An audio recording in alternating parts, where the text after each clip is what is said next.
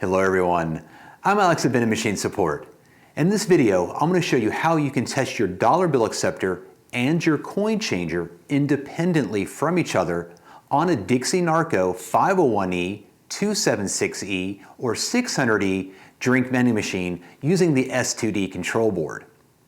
Now, if you find this information useful, I really appreciate it if you could like and subscribe and make sure you hit the notification bell to be notified next time I upload a video.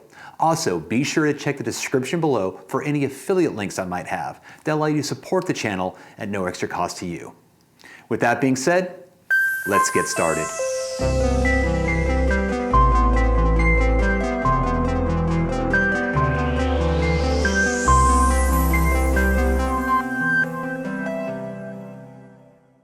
Now you may be asking yourself, why do I need to be able to test the coin changer and the dollar bill acceptor independently from each other? Now if you're new to vending, a little quick education between the relationship between a dollar bill acceptor and a coin changer.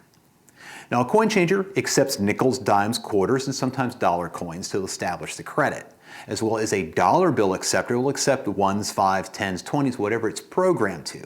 Now there's a relationship between the two devices.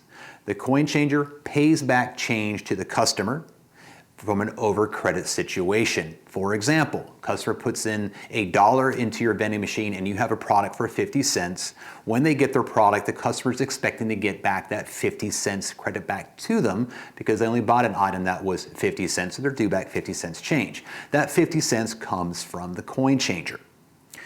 Now, I'm not getting into the realize where we have recyclers on bill acceptors that pay back dollar bills. I'm keeping things very simple and basic here so you can get a better understanding of this.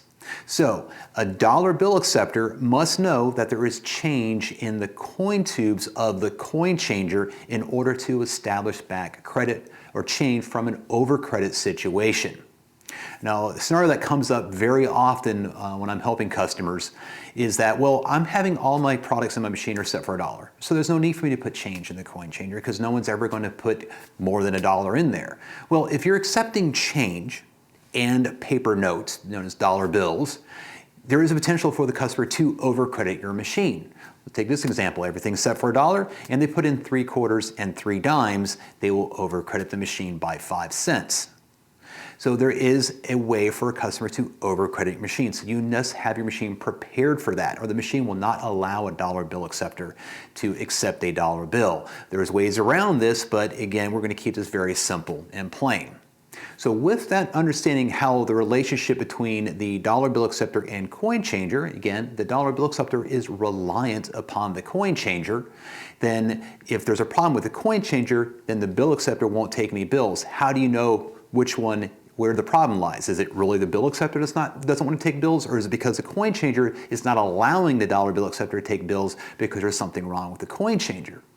So that's where it may be very good to be able to test your components independently from each other while on the field. Now the great thing about the Dixie Narco 501E S2D control board, it does allow you to test those components independently from each other. So let me show you how you do that. So what I got here is a Dixie Narco 501E. This is running an STD control board, and right now I'm in a sold out state.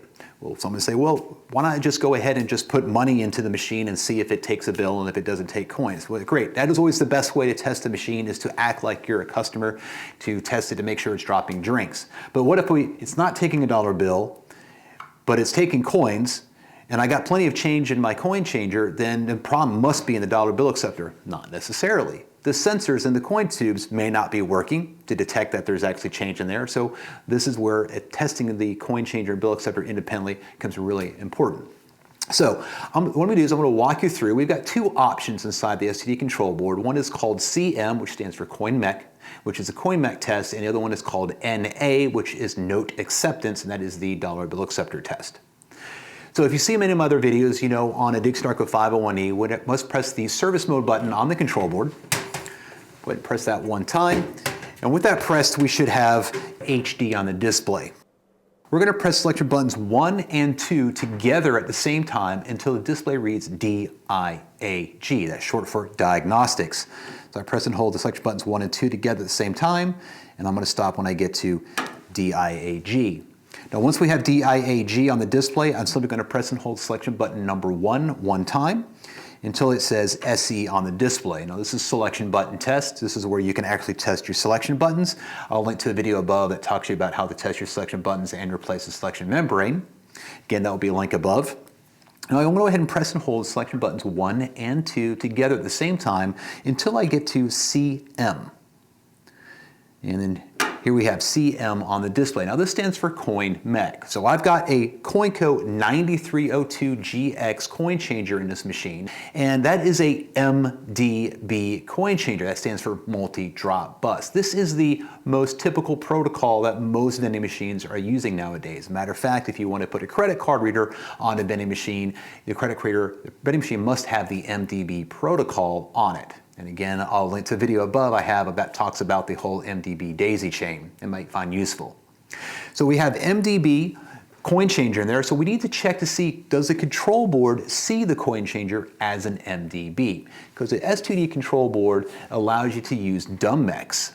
These were the coin changers that came out way before the MDB protocol was brought to vending, and these were going to be 12-pin dumb mechs. We call them dumb because they had no logic or sitting in them. So in order to check what protocol the control board sees our coin changer as, we're going to press the number 1 selection button, and we should get MDB shown in the display, which we have here. Great. So we know that the control board is seeing the coin changer and talking in the same language. Now here we can test the coin changer. So I have nothing inside the machine. It's in a sold out state. So if I close the door and put money in there, it's going to reject it. But I want to see, does this coin changer actually take change? So with the coin mech test, we can go ahead and run money into it to make sure that it is seeing the coins that we're inserting and also can pay back the coins. So I've got some change here. I'm going to insert into the machine. And so what I've got here is I've got 2 nickels, 2 dimes, and 2 quarters. There's a reason why I do it in twos, and I'll explain here when we get to that part. So I'm going to go ahead and insert the 2 nickels. It reads that nickel, so I'm going to go ahead and drop another nickel in. And here we've got 10 cents, so I'm going to move on to a dime. We got 20, insert another dime, and there we have 30. And we'll go ahead and insert a quarter. I got 55 cents, and here I'm gonna go ahead and put the last quarter in here, and here I have 80 cents. So by inserting those coins, the display or the control board and the coin changer have said, have incremented correctly based upon the amount of coins I've inserted. So I've got an 80 cents credit in there, and that's what I inserted. I inserted 80 cents. Now, if we press the number 2 selection button, this will tell the coin changer to pay back that 80 cents. And this is going to wait for us to be able to test the payout of the coin changer. So I put in 2 nickels, 2 dimes, and 2 quarters. So that means when it has to pay back this 80 cents and return that change to me, it's going to have to kick out the quarter tube twice, the dime tube twice, and the nickel tube twice. So it's going to fire off the payout solenoid twice. And we'll make sure that it is actually firing the solenoids and those coins are being kicked out. So I'm going to go ahead and press the number 2 selection button to return the credit back to me. When it's done emptying the change, we should have CM shown on the display, and if I go into the coin return here, I should have my 80 cents change back. And here we've got there's our 2 nickels, there's our 2 dimes, and there's our 2 quarters. So we've got the 80 cents change back. So that lets me know that the coin changer here is functioning correctly. And again, I'm doing this independently from the dollar bill acceptor or the sold out switches because I'm interacting directly with the control board to the coin changer. So that tells you how to test your coin changer on a Dixie Narco 501E, 2760, or 600E drink machine using the STD control board. Now let's move on to the dollar bill acceptor test. So here I'm going to press and hold selection buttons 1 and 2 together at the same time until a display comes to NA. Again, that stands for note acceptance. Now if you notice, when we're in NA, the green lights have now illuminated and started blinking on the front of the dollar bill acceptor. That is if your bill acceptor has green lights on them or some sort of indication lights to say, hey, insert a dollar bill into me. So we've got the lights blinking, which is a good sign. It means it's ready to take a dollar bill. And if I was to look into the back of this bill acceptor, which happens to be a Conlux dollar bill acceptor, there's going to be a red light on the back that's going to be solid. When it's disabled from the machine and it can't take dollar bills, we usually will have 2 blinking red lights. Now this light is going to be solid red at this point. So here we need to say, okay, is the dollar bill acceptor and the control board talking correctly? So we can check to make sure that the control board sees the dollar bill acceptor as an MDB device. So I press and hold the number 1 selection button, and here we have MDB shown on the display. Again, now we know that our coin changer and our dollar bill acceptor are talking in the same language. Prior to the MDB protocol on dollar bill acceptors, we had low-level and high-level pulse interfaces. This is going to be an older type interface, a little bit slower communication method in dollar bill acceptors and vending machines. It's going to go way beyond the scope of this video, what that was, but here we've got MDB, press and hold selection button 1. We've got the MDB shown on the display, so we know we're good there. All right, so let's go ahead and insert a dollar bill. So we're going to grab a couple bills here in my back pocket. So I'm going to insert a dollar bill, and as it gets inserted, it should show, pulls the bill in, and here it is going to show a $1 credit on the display.